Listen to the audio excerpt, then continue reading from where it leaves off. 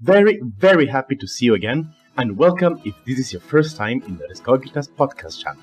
Rescogita, the ecological startup that aims to have an impact on individuals, on society, and on the biosphere. So remember to follow us on www.rescogita.academy. Now, sit back, relax, enjoy. My name is Lorenzo Nava, and I speak on behalf of Rescogita. Today is the first episode of a mini-series of podcasts that are going to talk about Carl Jung, individuation and archetypes. And that is to understand how is he considered to be the father of ecopsychology.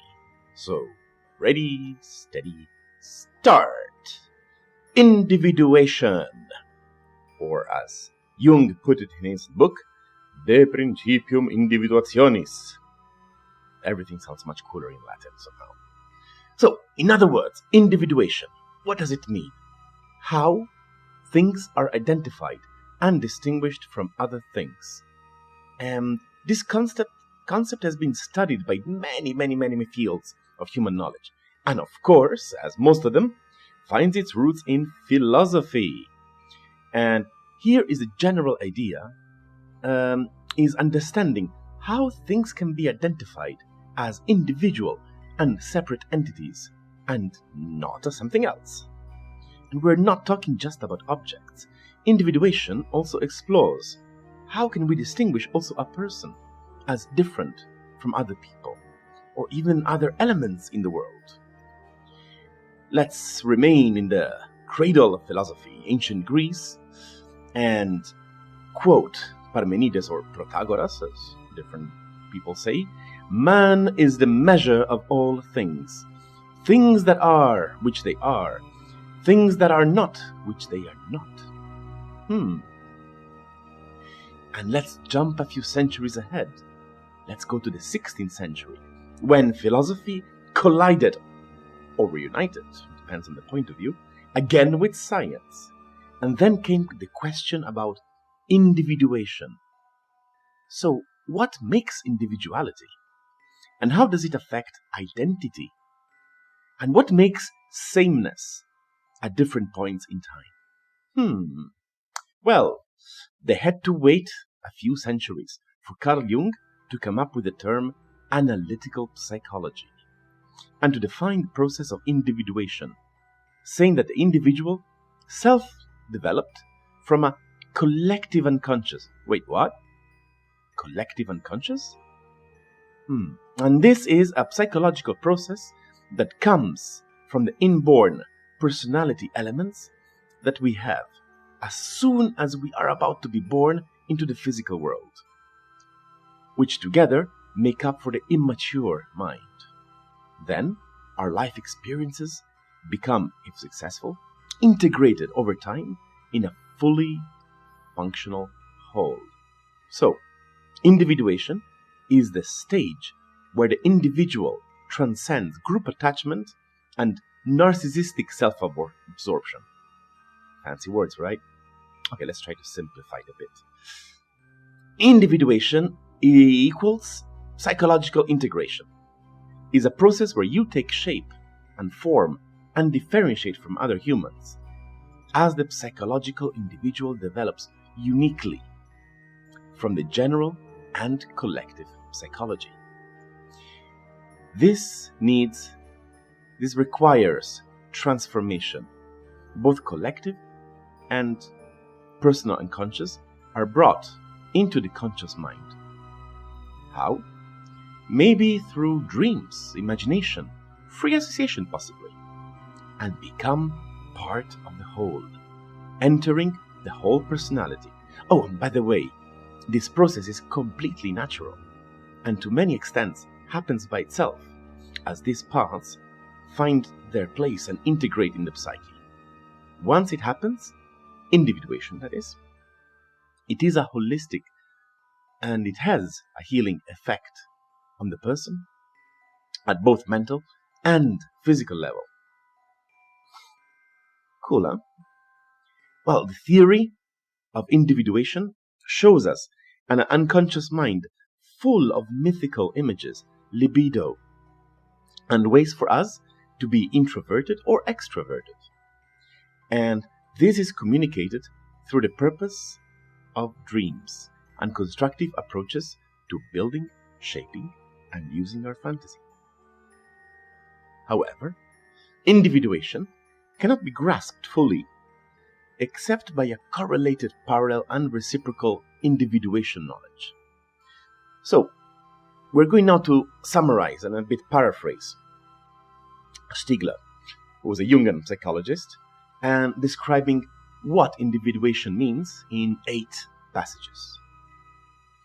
First one, I, me, the I, is a psychic individual, and the I can be understood and conceived only when it is in relation with the concept of we.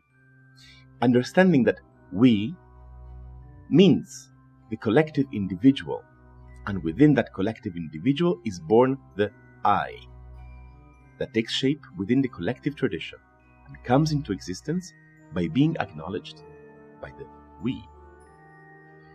Number 2, when we talk about inheriting the individualism from the collective, what we mean is not directly receiving something from our ancestors, rather identify cultural elements that exist in the collective, which are adopted by the individual and transformed into pillars of identity. 3, therefore, the I is a process and not a permanent state. The I is a process of flexible and ongoing individuation, a psychic individuation with a purpose of becoming one and whole. And since it's a process, we can't really say when it has an end. There might not be one, because of the multiple nature, influences, and multitude of individual I's that form the collective one, and what impact they have on one another. 4, we, by the way, is also a process, this time of collective individuation. To find out the I that is within the we means individuation of the we, made by multitudes of I's. Personal identity is understood through understanding collective identity, and collective identity is understood by identifying the individual identities within. 5, there is a thread that connects the quest to identify the I and that of identifying the we. And that is a system that is above both, an effective and positive one, a system higher up, which encourages the encounter between the I and the we. And identifying the individual and collective identity means also to identify that connection and common thread. 6, this system holds a very special role. Every object, notion, and thought exists here, and its existence depends very much on how this is arranged and matches other technical systems, and exists in all other I's that exist within the we. Therefore, connecting them and bringing them to light, the individual and collective identity, more or less like wires of the same color connect to each other. 7, this technical system can wire the process of understanding, followed by harmonization, which results from the technical systems being identified, and individuation of the I and of the we becomes part of the same process, thus becoming psychic, collective, technical individuation, giving life to 3 branches, which are the vital individuation of natural organs, the technological individuation of artificial organs, and finally, the psychosocial individuation of organizations and linking them together. The final point Stigler makes is that in the process of individuation, knowledge emerges, which also determines how this knowledge is organized and how knowledge will use the individual and collective experiences to further shape the individual and collective identity. So now we're going to have a short look into psychodynamics, because then we'll have all the grounds ready to go into archetypes in our next broadcast. So, Jung had a pretty unique view to the human condition.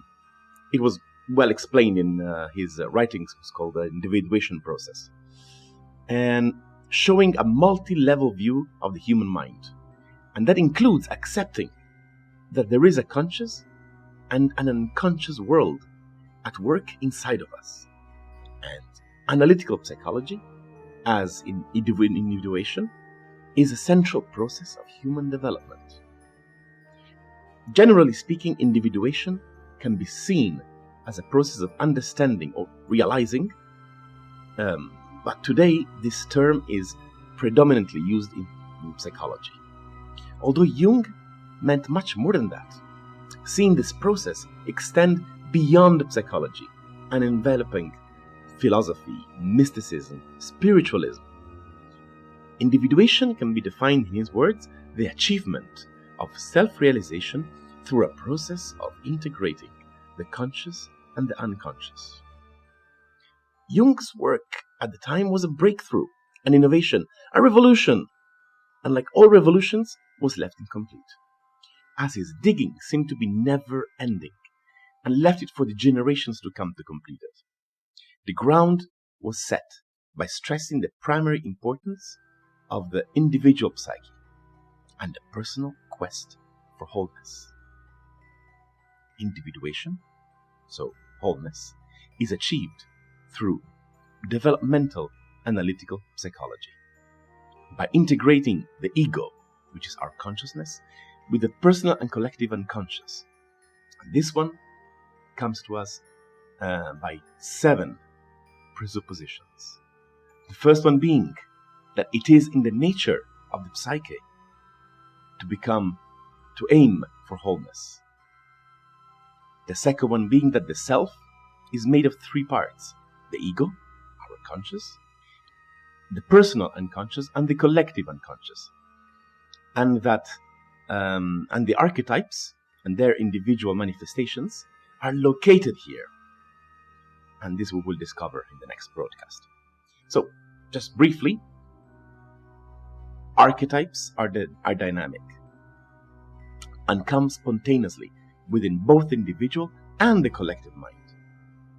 We could call them autonomous energies, which are common to our whole human species, responsible for the dynamic properties of the mind and helpful in its organization. And the effects can be seen across the whole human race. The fourth point being that the purpose of achieving this wholeness is transcendence, integrating the apparent split that exists between what seem to be polarized and opposites in archetypal structures. The fifth point, being wholeness of the psyche, includes recognition and acknowledgement of the spiritual dimension of the human psyche. And be careful, we're saying spiritual, not necessarily religious. And the sixth point is understanding what role do images play when they spontaneously come to the human mind. And when we say images, we include emotions and instincts as well. And understand what message do these images convey concerning the dynamic processes that are happening in both personal and collective unconscious. And what is their helpful intention of moving the ego towards psychic wholeness. The last point, that the most important step towards wholeness is to recognize the presence and existence of a multiplicity of psyche and psychic life, and that the organizing principles at play are plenty, which also means there is quite a high potential for conflict, as we well know. Well, that's all for today. Thank you for listening to us, and hope that this small broadcast has tickled your curiosity. Just one final note. Although this theory and approach stems from psychology, it does not mean that it's applicable only in the hands of psychologists, therapists, and analysts. Such principles are very adaptable to multiple support professions such as coaching, counseling, training through non-formal education, and that is what we in Rescogita do. So, thank you very much for listening.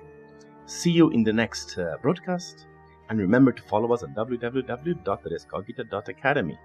Until then, please take good care of yourself. Goodbye.